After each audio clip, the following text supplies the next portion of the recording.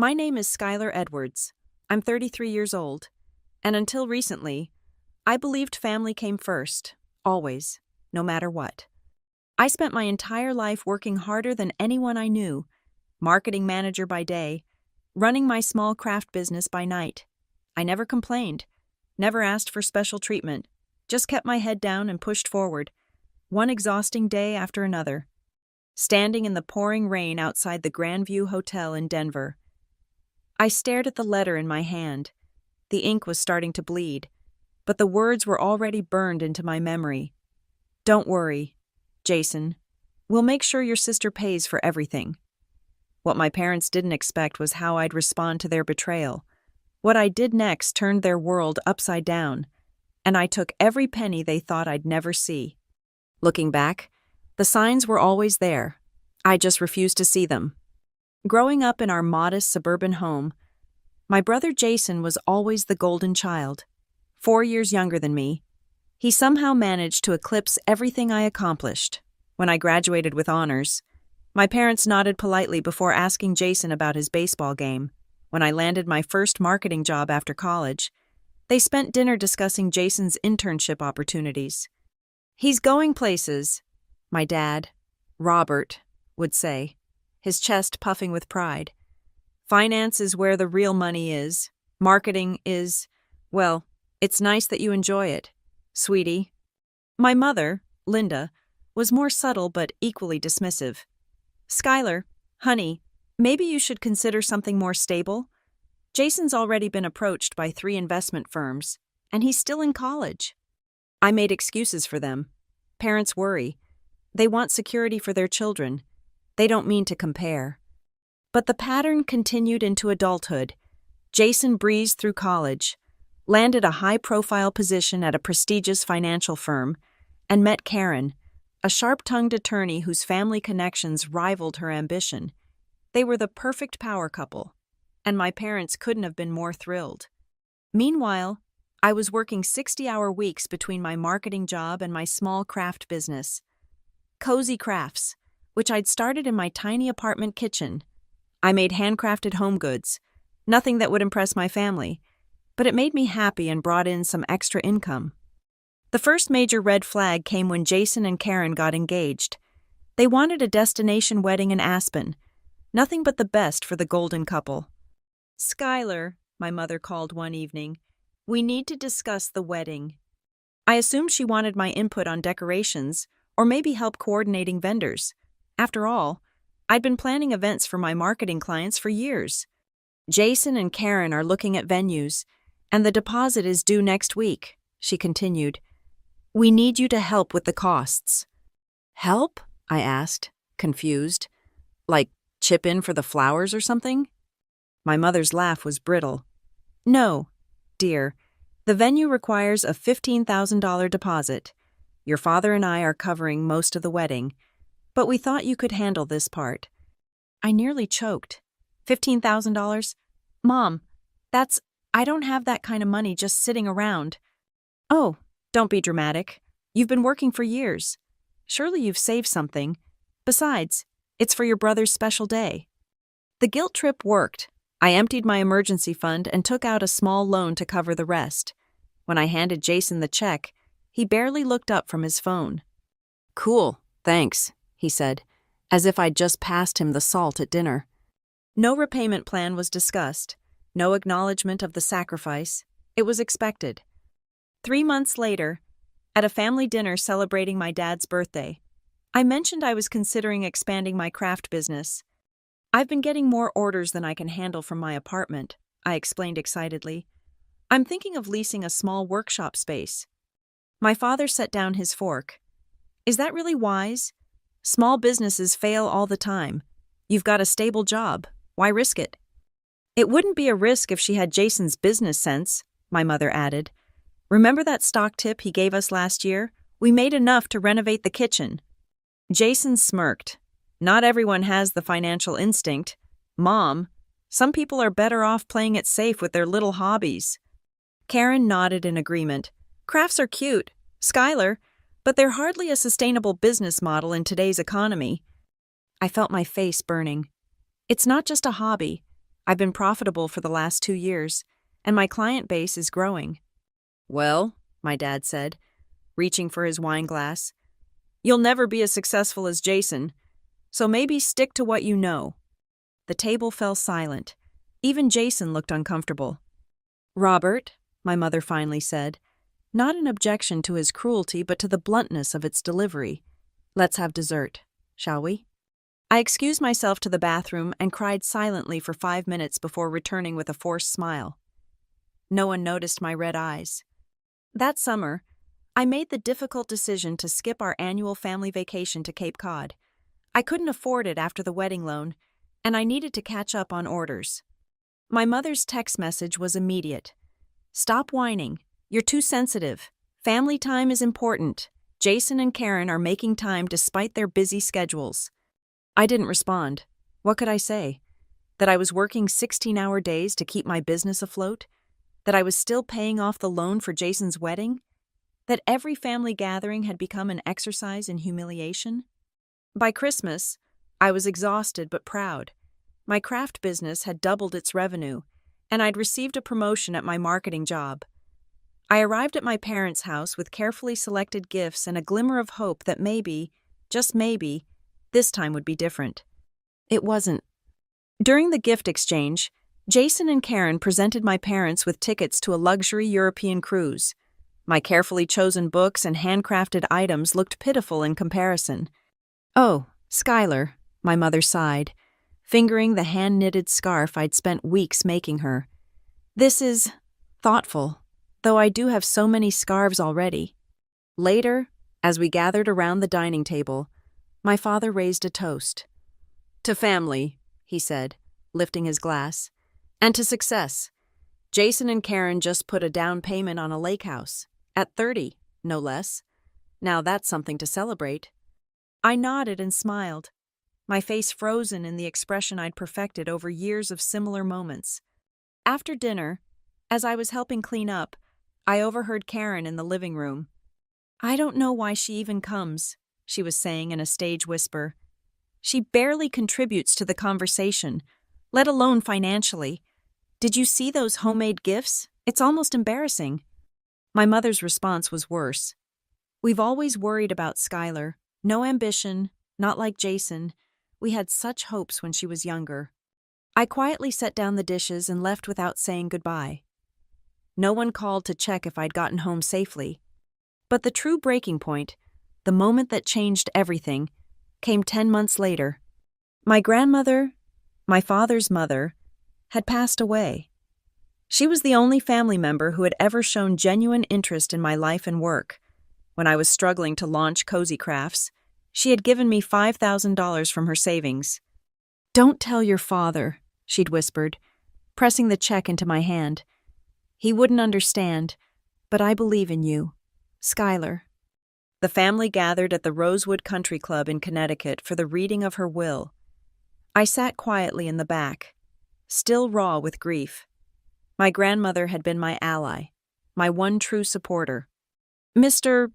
Whitman, the family lawyer, cleared his throat. To my granddaughter, Skylar Edwards, I leave my collection of vintage craft supplies and my grandmother's recipe book. I smiled through tears. She knew how much those things would mean to me. Additionally, Mr. Whitman continued, I leave Skylar the sum of $25,000 with the hope that she will use it to further develop her business, which has brought her such joy. A murmur ran through the room. I sat in shock, overwhelmed by my grandmother's generosity and faith in me. Then Mr. Whitman added, however, there is a stipulation. Robert Edwards will serve as trustee of these funds, distributing them as he sees fit for Skylar's business development. My father's face remained impassive, but something cold flickered in his eyes. After the reading, as people mingled with subdued conversations and muted grief, I approached my father. Dad, about Grandma's gift. I was thinking of using it to finally lease that workshop space I've been looking at. The landlord is holding it for me, but only until the end of the month. He nodded absently. We'll discuss it later. Skylar, this isn't the time. I respected that and backed away, finding a quiet corner where my cousin Emma joined me. "I'm sorry about your grandma," she said, squeezing my hand. "She was always so proud of you." "Thanks, Em, she was the best." We sat in comfortable silence until Emma frowned, looking past me. "What's going on over there?" I turned to see my parents huddled with Jason and Karen, heads bent in serious conversation. Curious, we moved closer, not intentionally eavesdropping, but not announcing our presence either. "Don't worry, Jason," my mother was saying, her voice low but clear. "We'll make sure your sister pays for everything. You deserve it more." My father nodded. "The money should go to someone who knows how to use it properly. Your investment opportunity makes more sense than some craft workshop." "But what about the will?" Karen asked. "Isn't it legally designated for Skylar's business?" My father waved dismissively. "I'm the trustee. I decide what constitutes a legitimate business expense. And frankly, I don't consider her little hobby a real business." Jason looked uncomfortable but didn't object. "If you're sure it's legal." "Completely," my father assured him. "Mr. Whitman confirmed I have full discretion." I stood frozen, Emma's hand gripping my arm so tightly it hurt. They were planning to steal my inheritance, the last gift from the only family member who had ever believed in me. As the reality of what I'd heard sank in, something inside me broke. Or perhaps it was something that had been broken for years finally being acknowledged. I walked away without confronting them. What would be the point? They'd deny it. Gaslight me? Tell me I was being dramatic or misinterpreting their innocent conversation. Instead, I drove to my hotel in silence, checked in without registering the receptionist's sympathetic smile, and sat on the edge of the bed in my modest room. Rain began to patter against the window, matching the tears that finally escaped. I cried not just for the lost money, but for the years of dismissal, the constant comparison, the subtle and not-so-subtle ways my family had undermined my confidence and self-worth. When the tears subsided, I felt something new emerging from the hollow ache in my chest. Resolve. I picked up my phone and did something I'd never done before. I called in sick to work for the entire following week. Then I opened my laptop and began to type. The first email went to a real estate agent in Denver about commercial properties. The second went to a lawyer I'd met at a networking event. Not a family lawyer like Mr. Whitman, but a sharp-eyed woman who specialized in business law and didn't suffer fools. My third action was to open a folder I'd created years ago but never had the courage to use. Inside were screenshots of every dismissive text, every manipulative email, every financial transaction where I'd been pressured to give more than I could afford. I'd saved them not with revenge in mind, but as a way to remind myself I wasn't imagining things when the gaslighting became too effective. For the first time, I allowed myself to see my family clearly, without the filter of obligation and desperate hope. What I saw made me sick and determined. My parents had never seen me as their equal, let alone recognized my worth. Jason had been complicit in their behavior, happy to benefit from my marginalization, and now they were planning to steal what was rightfully mine. The final betrayal from people who should have protected me. I spent that week in my hotel room, emerging only for coffee and sandwiches from the cafe across the street.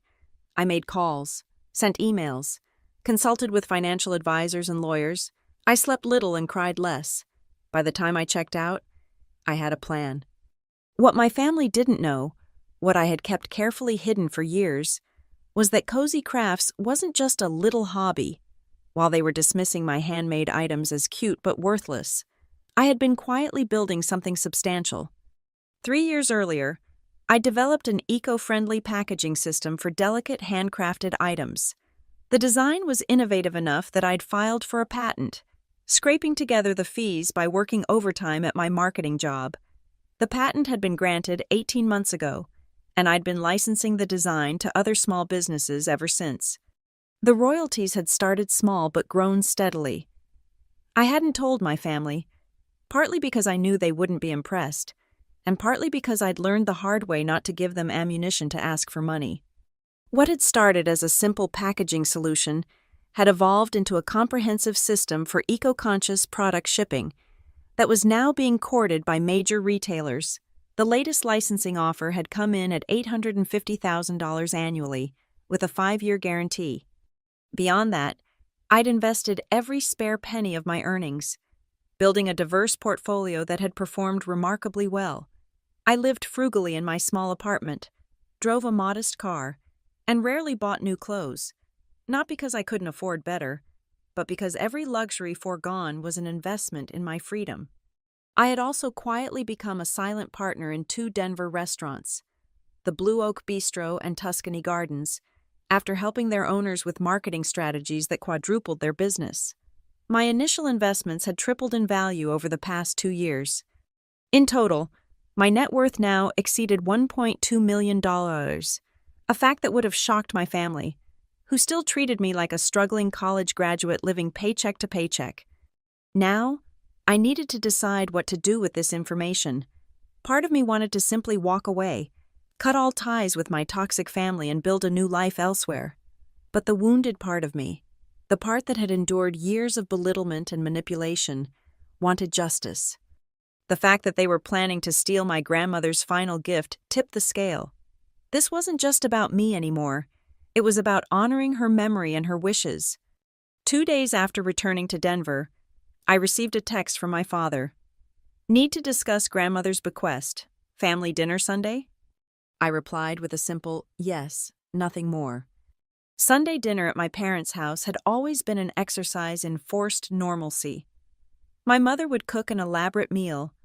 My father would pour expensive wine, and the conversation would inevitably turn to Jason's latest accomplishment or Karen's family connections.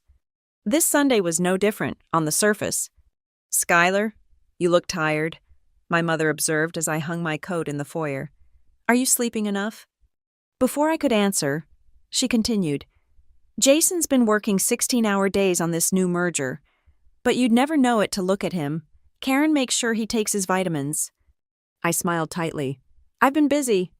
My father emerged from his study. "There she is. Come in, come in. Jason and Karen are already here." In the living room, Jason and Karen sat on the leather sofa, wine glasses in hand. Karen wore a designer dress that probably cost more than my monthly rent. Her dark hair pulled back in a severe ponytail that somehow made her sharp features even more intimidating. "Hey, sis," Jason said, raising his glass in greeting. "Long time no see." It had been exactly 2 weeks since our grandmother's funeral, but I nodded as if it had been months. "How's the craft thing going?" Karen asked with practiced disinterest. "It's going well," I said, accepting the glass of wine my father offered. "Actually, I wanted to talk about that. Dad mentioned discussing Grandma's bequest." An uncomfortable silence fell over the room. My mother busied herself arranging cheese on a platter while my father cleared his throat. "Yes, about that," he began, swirling his wine. "Your mother and I have been thinking, that money, your grandmother meant well, but she didn't fully understand business realities." I took a small sip of wine, waiting. "Jason has an investment opportunity," my father continued. "A real estate development with guaranteed returns, very exclusive, only open to select investors." "And this relates to my inheritance how?" I asked, my voice carefully neutral. My mother jumped in. "We thought it would be best if the money went into this investment. For your future, Skylar. You know how precarious small businesses can be." I set my glass down. "So instead of using it for my business as Grandma intended, you want to give it to Jason for his investment." "Not give," my father corrected quickly. "Invest. For you. We'd put it in your name." "After it passes through Jason's investment fund, with his standard management fees, I assume?" I asked. Karen shifted uncomfortably while Jason studied his wine. "This is exactly the problem," my mother sighed. "You've always been so emotional about money. Skylar, this is a rational business decision." "I see," I said, picking up my wine again. "And when were you planning to tell me about this decision regarding my inheritance?" "We're telling you now," my father said, irritation creeping into his voice. "And frankly, your attitude isn't helpful. We're trying to secure your future." "My future?" I repeated, Not Jason's investment portfolio. They're the same thing, my mother insisted. Jason knows what he's doing. You should be grateful he's willing to include you. I looked at my brother. And you? What do you think about using Grandma's gift to me for your investment? Jason had the grace to look slightly ashamed. Look, it's a solid opportunity, limited availability. We thought it would benefit everyone. Everyone except Grandma, who specifically wanted the money to go to my business, I pointed out. That craft hobby isn't a real business, my father snapped, his patience evaporating. It's a distraction from a proper career. Your grandmother didn't understand that. And there it was. The truth, laid bare. I need some air, I said, standing abruptly. I walked out to the back patio, breathing deeply in the cool evening air. Through the glass doors, I could see them conferring, my mother's hands moving animatedly, my father's face set in a familiar expression of disapproval. After a few minutes, the door slid open, and Jason stepped out. Hey, he said awkwardly, hands in his pockets. They're just trying to help, you know. I turned to face him. Are they? Or are they doing what they've always done, deciding what's best for me without bothering to ask what I actually want or need? He looked away. They worry about you. No, they don't, I said, surprising myself with my calmness. They worry about how my choices reflect on them. There's a difference. Jason sighed. Look, the investment really is a good opportunity. I wouldn't steer you wrong. Like you didn't steer me wrong with the $15,000 I gave you for your wedding? The money you promised to pay back but never mentioned again? He had the decency to look embarrassed. Things have been tight, with the house down payment and— Save it, I interrupted. I've made my decision about the inheritance. I'll be speaking with Mr. Whitman tomorrow to ensure Grandma's wishes are respected. Jason's expression hardened slightly. Dad's the trustee. Skylar, it's his decision. We'll see about that. I walked back inside, where my parents were waiting expectantly. I'm not feeling well, I announced. I think I should go home. But dinner, my mother protested. Another time, I said, already moving toward the foyer to retrieve my coat. My father followed me. Skylar, you're being unreasonable. We're only thinking of your best interests. I turned to face him, one hand on the front door. No, Dad, you're thinking of Jason's best interests, as always. I'm just the convenient resource. His face flushed. That's not fair. Isn't it? I asked quietly. When have you ever put my needs first? When have you ever really seen me? I left before he could answer, closing the door firmly behind me. The next morning, I called Mr. Whitman's office and scheduled an appointment. To my surprise, he agreed to see me that afternoon. His office was exactly what you'd expect from a family lawyer who had been in practice for 40 years. Wood paneling, leather-bound books, and the faint smell of pipe tobacco, though I'd never seen him smoke. Miss Edwards, he greeted me, rising from behind his massive desk. Please, have a seat. My condolences again on your grandmother's passing. Thank you, I said, settling into the visitor's chair. I'm here about her bequest to me. He nodded, reaching for a file. Yes, the craft supplies, recipe book, and monetary gift. Your father has already been in touch about the distribution of funds. I'm sure he has, I said, but I'm concerned that his plans don't align with my grandmother's intentions. Mr. Whitman's expression remained neutral. Your father is the trustee. The will gives him discretion over how the funds are distributed for your business development. Yes, for my business development, I emphasized, not for my brother's investment fund. The lawyer's eyebrows rose slightly. I see. And you believe that's what's happening? I took a deep breath. I know that's what's happening. I overheard my parents and brother discussing it at the funeral reception. Mr. Whitman removed his glasses and pinched the bridge of his nose. Miss Edwards, while I sympathize with your position, the legal language of the will does give your father considerable latitude. Even if he's directly contradicting my grandmother's wishes? Intent can be difficult to prove, especially when the language includes terms like, as he sees fit. Mr. Whitman explained. Your grandmother trusted your father's judgment. I leaned forward. My grandmother trusted that my father would honor her wishes, not twist them to benefit his favorite child. Mr. Whitman replaced his glasses. That's a family matter, not a legal one. I'm afraid. I reached into my bag and pulled out a sealed envelope. Perhaps this will clarify my grandmother's intentions. He took the envelope with a questioning look. It's a letter my grandmother gave me 6 months ago, I explained. She asked me not to open it unless there was a dispute about her will. This wasn't strictly true. My grandmother had given me the letter with instructions to open it after her death, saying it contained her true feelings about certain family matters. I had read it, cried over it, and then resealed it, knowing it might one day be needed. Mr. Whitman carefully opened the envelope and unfolded the letter inside.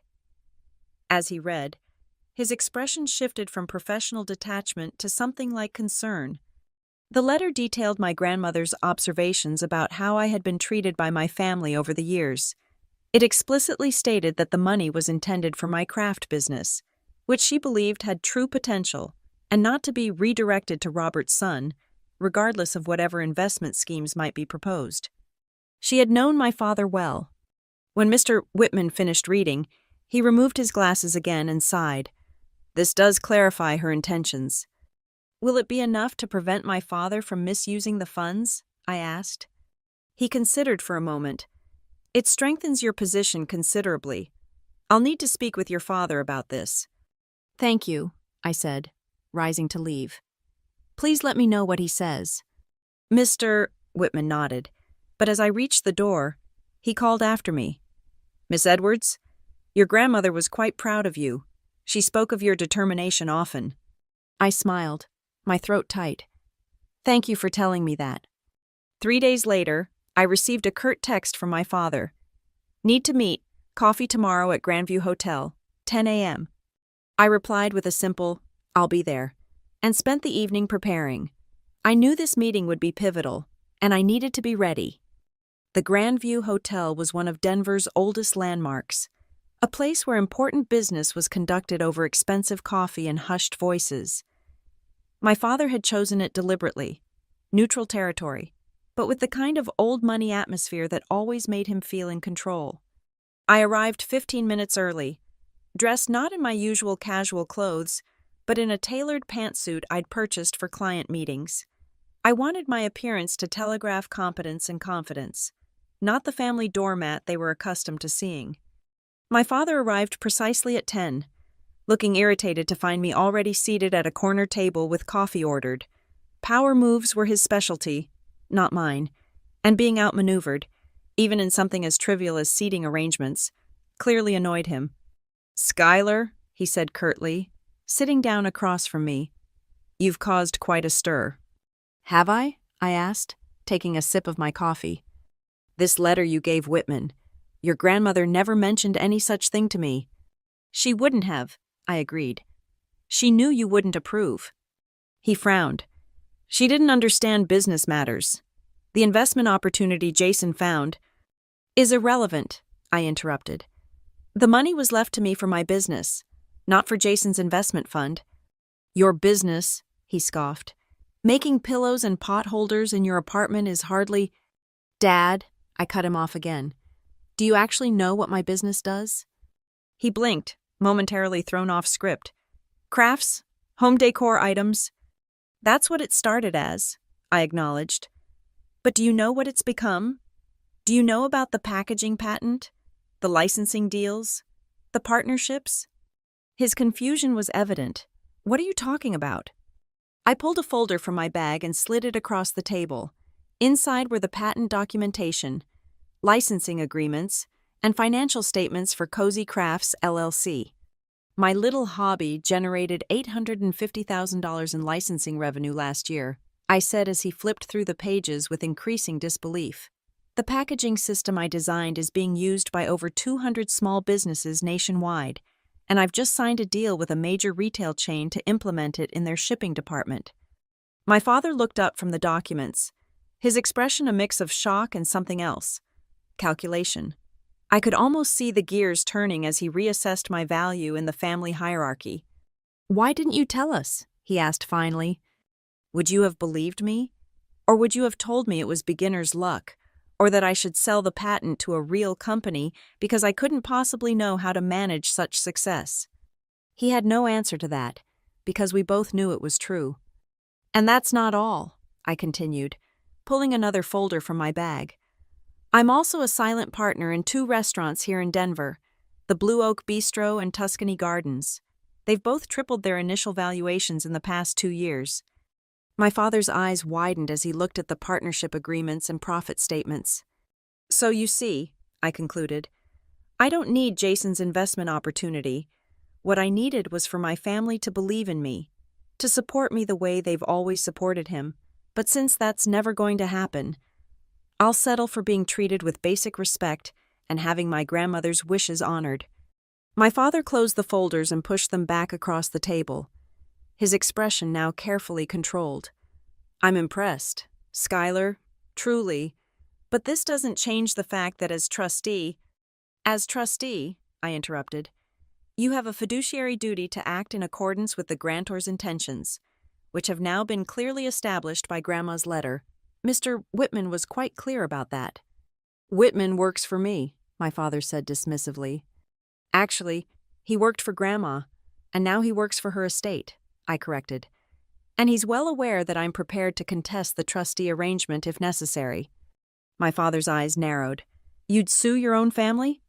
"Would you steal from your own daughter?" I countered. We stared at each other across the table, the decades of unequal treatment hanging between us like a physical presence. Finally, he sighed. "Fine, the money will be transferred to your business account, as stipulated in the will, but I want it noted that I think this is a mistake." "Noted," I said. "And I want it noted that this is the last time you or anyone else in this family will make decisions about my life or my business." "Meaning what exactly?" "Meaning I'm done being the family ATM, done being compared to Jason, done being treated like I'm somehow less than—" My father looked genuinely confused. "No one treats you that way." I laughed, a short, bitter sound. "The fact that you don't even see it says everything." I gathered my belongings and stood to leave. "Where are you going?" he demanded. "We're not finished." "Yes, we are," I said. "The money will be transferred to my business account within the week, or I'll instruct my lawyer to proceed with contesting the trustee arrangement. Your choice." I walked out of the hotel into a sudden downpour, but I didn't rush to my car. Instead, I stood there, letting the rain wash over me, feeling something between grief and liberation. My phone buzzed with a text from my father. "This conversation isn't over. Family dinner Sunday. We need to discuss your attitude." I stared at the message, raindrops blurring the screen. They still didn't get it. Even after everything I'd shown him, my father still saw me as the difficult child who needed correction, not as a successful adult worthy of respect. In that moment, standing in the pouring rain outside the Grandview Hotel, I made a decision. If my family couldn't see my worth after all these years, I would show them in a way they couldn't ignore. I spent the next 2 weeks preparing. I consulted with my lawyer, a formidable woman named Victoria Morrison, about how to protect myself legally. I spoke with a financial advisor about restructuring my investments to be completely independent from any family connections, and I gathered evidence, years of text messages, emails, financial transactions, and recorded conversations that documented the pattern of exploitation. When Sunday came, I arrived at my parents' house precisely on time, dressed in a simple but elegant outfit that conveyed confidence without ostentation. Jason and Karen were already there, of course, seated in their usual spots on the living room sofa. My mother bustled about, arranging appetizers on the coffee table, while my father poured drinks. "Skylar," my mother greeted me with a quick air kiss. "We were just discussing Jason's promotion. Junior partner at 30. Can you imagine?" "Congratulations," I said to Jason, accepting the drink my father handed me. Karen beamed, her arm possessively linked with Jason's. "They've also given him a corner office and an assistant. It's really quite impressive. Very impressive, I agreed. Speaking of impressive, I wanted to share some news of my own. My mother's smile became fixed. Oh? Did you finally get that workshop space you've been talking about? Actually, I said, taking a deliberate sip of my drink, I've purchased a building in the Arts District, 3,000 square feet of production space, plus a retail storefront and offices. A stunned silence followed. You bought a building? My father finally asked. With what money? My money, I replied simply. The business has been doing quite well. Jason leaned forward. Wait, seriously? That craft thing makes enough for real estate purchases? That craft thing is now valued at over $1 million, I said, enjoying the shock on their faces. The packaging patent alone brings in more annually than most people's salaries. A patent? My mother echoed. You never mentioned a patent. I mention a lot of things that no one in this family listens to, I pointed out. My father recovered first, his businessman's instincts kicking in. Well, this is surprising news. Perhaps we should discuss how to optimize your company structure for tax purposes. I know some excellent financial advisors who— No need, I interrupted. I already have a team handling all of that.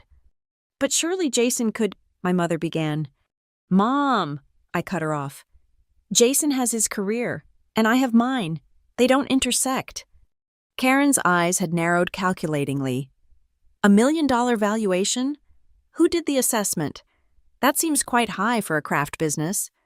It wasn't my assessment, I said.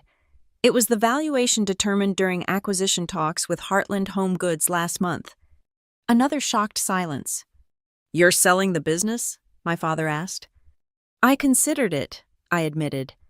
They made a compelling offer, but ultimately, I decided to maintain ownership and accept their licensing and distribution deal instead. It gives me more control over the brand's direction. My mother looked utterly lost. I don't understand. When did all this happen? Why didn't you tell us? It's been happening for years, I said. I've mentioned my business milestones at every family gathering, but the conversation always turns to Jason's latest accomplishment before anyone registers what I've said. No one could dispute this, because it was demonstrably true. Well, my father said after an uncomfortable pause, this is certainly impressive.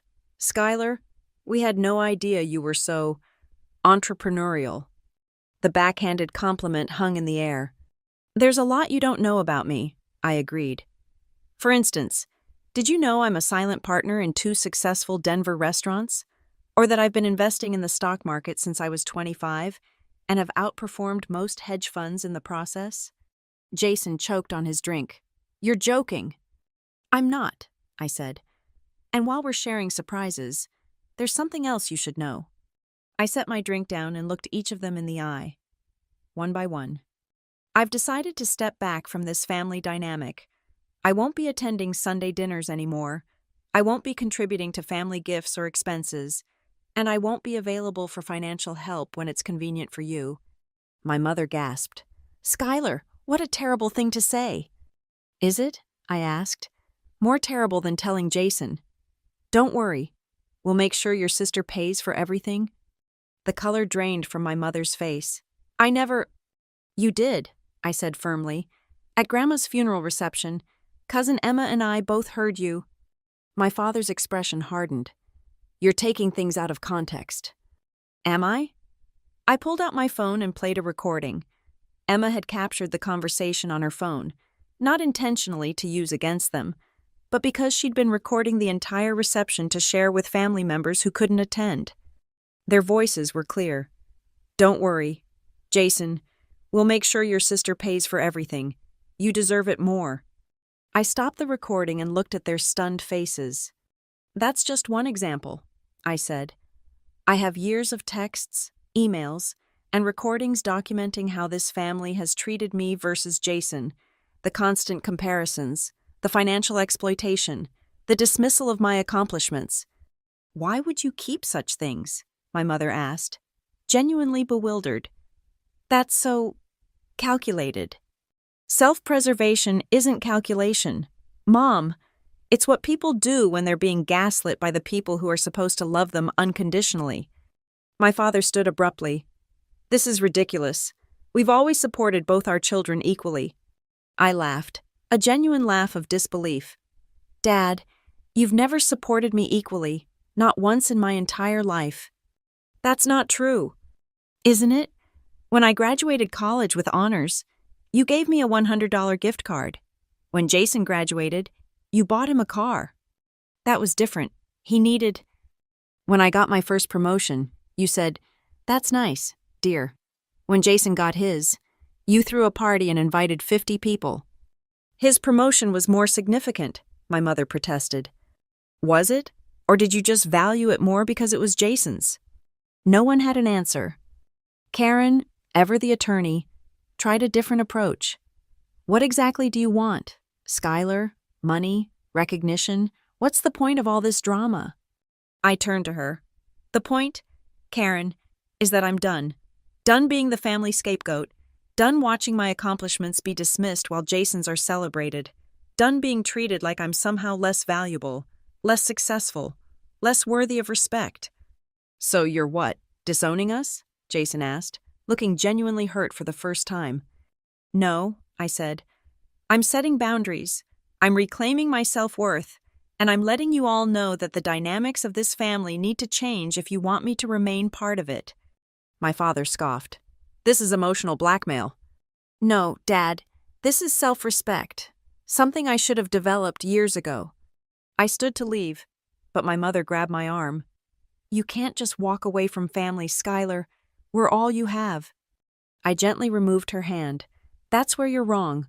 Mom, I have a successful business, financial security, and friends who value me for who I am, not what I can provide. What I don't have, what I've never had, is a family that sees me clearly and loves me anyway. We love you, she protested, tears welling in her eyes. Maybe, I conceded, but not enough to treat me with the same respect and consideration you give Jason. I walked to the door, pausing with my hand on the knob. I've arranged for Grandma's craft supplies and recipe book to be delivered to my new workshop. As for the $25,000, Mr. Whitman has confirmed it will be transferred to my business account this week. And that's it? My father demanded. You drop this bomb and walk away? For now, I said, I need time and space to heal from years of being treated as less than. If and when I'm ready, we can talk about rebuilding our relationship on more equal terms. I left without looking back, ignoring my mother's tearful pleas and my father's angry demands. The weight that had pressed on my chest for years seemed to lift with each step I took toward my car. As I drove away, my phone lit up with messages from all of them. Accusations from my father, emotional appeals from my mother, confused questions from Jason. I silenced the notifications and focused on the road ahead. The next few weeks were both liberating and difficult. I threw myself into setting up my new workshop, hiring staff, and finalizing the distribution deal with Heartland Home Goods. The work was exhilarating, but in quiet moments, the grief of family estrangement would catch me off guard. My father made one attempt at reconciliation, if you could call it that. He showed up at my new workshop unannounced, looked around with grudging approval, and then got straight to business. Your mother is upset, he said without preamble. She cries every Sunday when you don't show up for dinner. I'm sorry she's hurt, I said, genuinely meaning it. But I was hurt for years, and no one seemed concerned about that. He sighed heavily. Can't we put this behind us? Family is family. That's just it, Dad. Being family should mean something more than what I've experienced.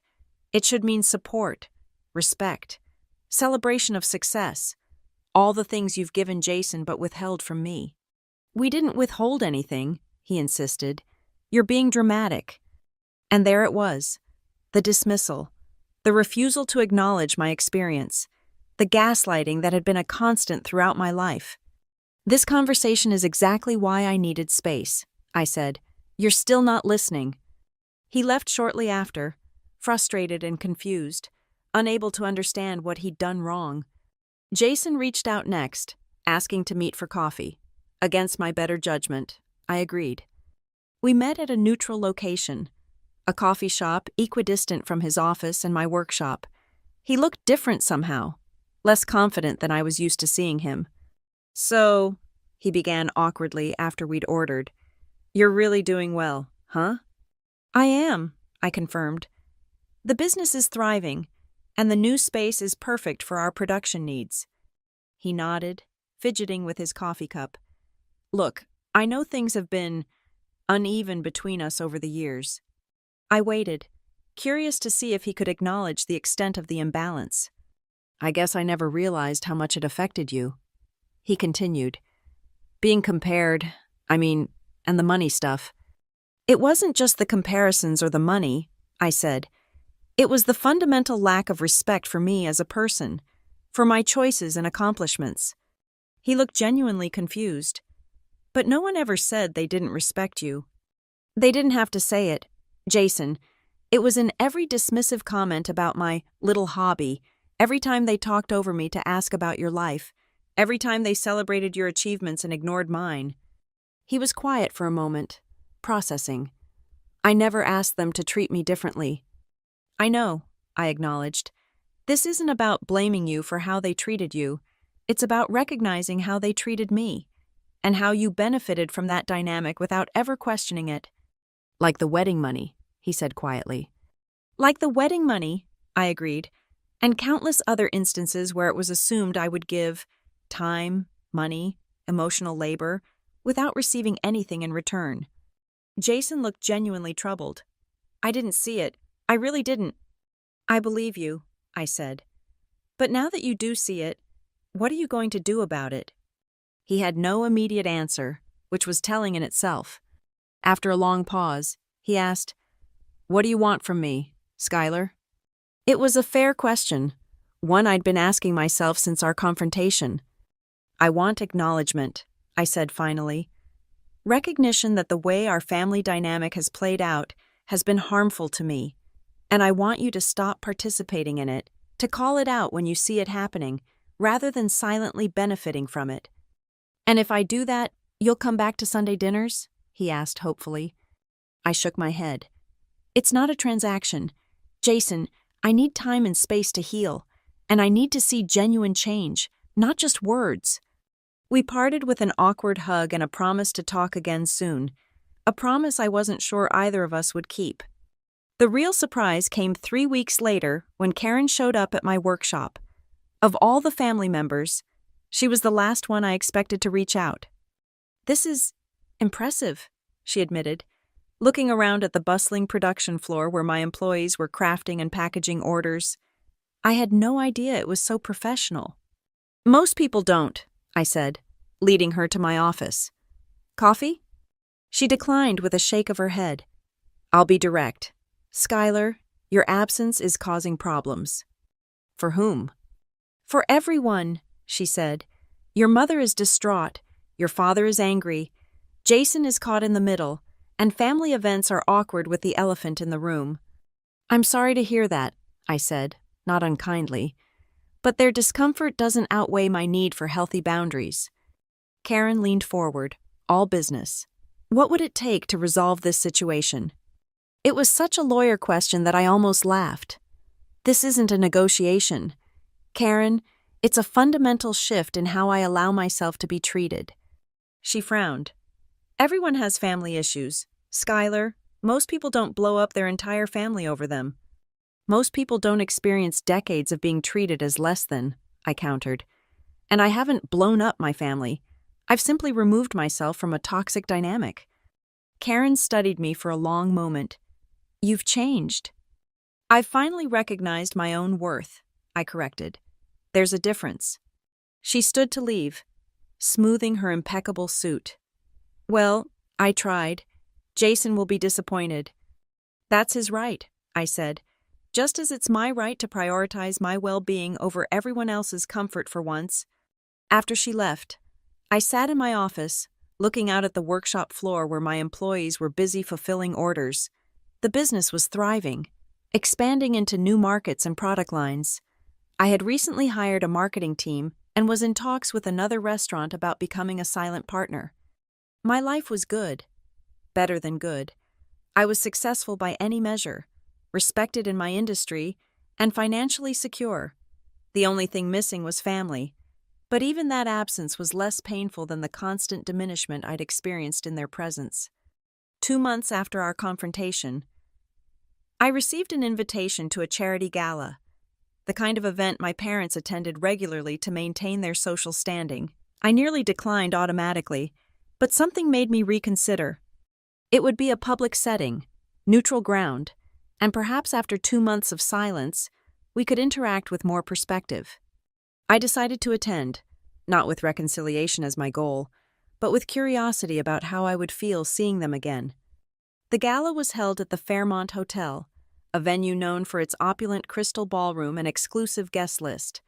I arrived alone, dressed in an evening gown that reflected my new status, elegant, confident, and unapologetically successful. As I entered the ballroom, I spotted my parents immediately. They were standing near the bar. My mother in a designer dress I recognized from previous events. My father in his standard black tie attire. They hadn't seen me yet. I circulated through the crowd, greeting acquaintances and business contacts, aware that news of my success had spread through Denver's tight-knit business community. Several people congratulated me on the Heartland deal, and a restaurant owner expressed interest in licensing my packaging system. It was during one such conversation that I felt a presence at my elbow and turned to find my mother. "Skylar," she said, her voice carefully controlled. "I didn't know you'd be here." "Last-minute decision," I replied. "How are you, Mom?" "As well as can be expected when one's daughter disappears without a word," she said, a hint of bitterness breaking through her social smile. "I didn't disappear," I corrected gently. I set boundaries and stepped back from an unhealthy family dynamic. Before she could respond, my father joined us, his expression guarded. "Skylar, you look well." "Thank you," I said. "Business is thriving." "So we've heard," he said stiffly. "Your name seems to be everywhere these days." I could hear the complex emotions behind his words, a mixture of pride in my success and resentment that it had occurred without his guidance or involvement. "The Heartland deal opened a lot of doors," I acknowledged.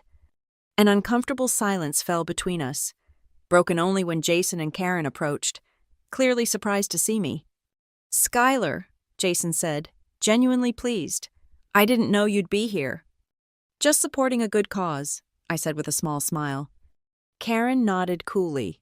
"Your workshop is supporting local artisans now, I hear." "Yes. We've expanded our mission to include mentorship and employment opportunities for craftspeople from disadvantaged backgrounds," I confirmed. "It's been incredibly rewarding." Another silence, heavy with unspoken tensions and resentments. Finally, my father cleared his throat.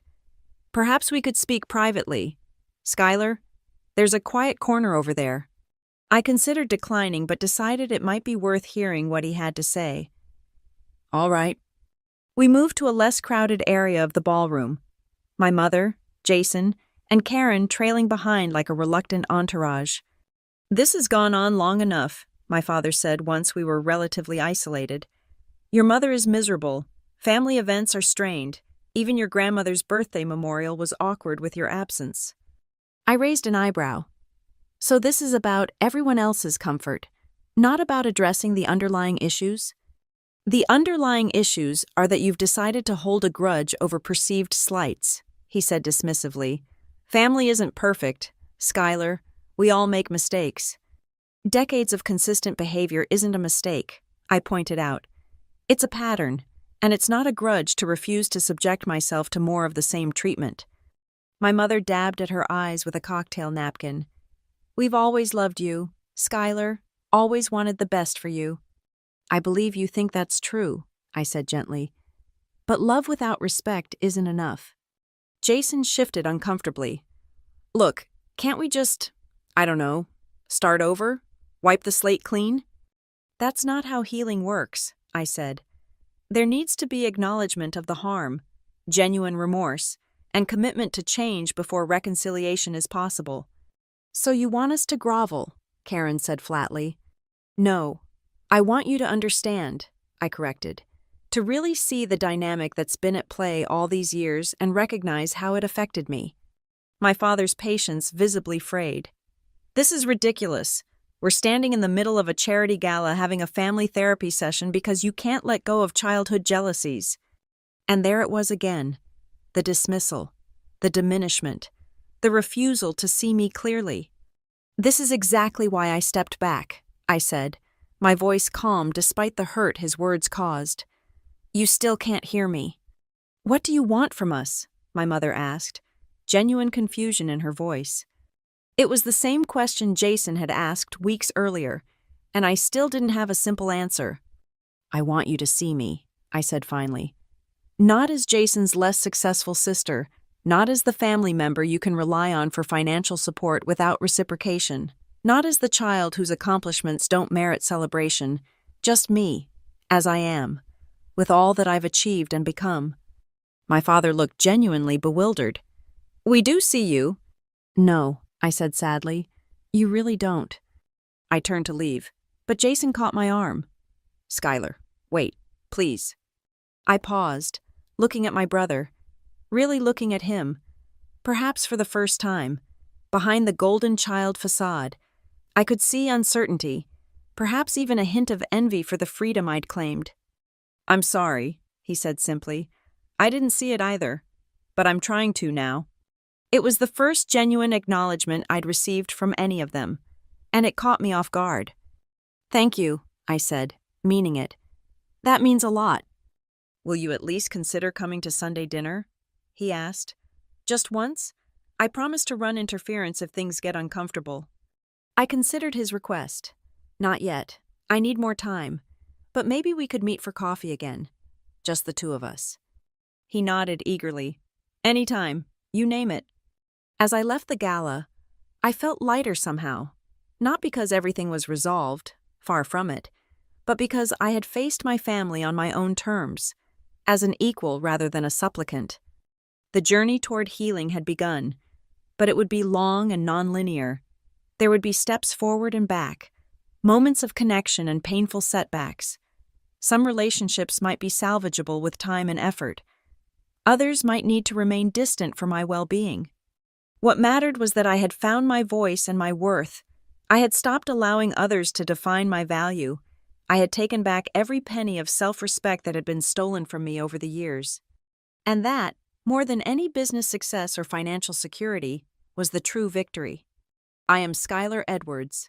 I am successful, worthy, and enough, exactly as I am. And I will never allow anyone to make me believe otherwise again.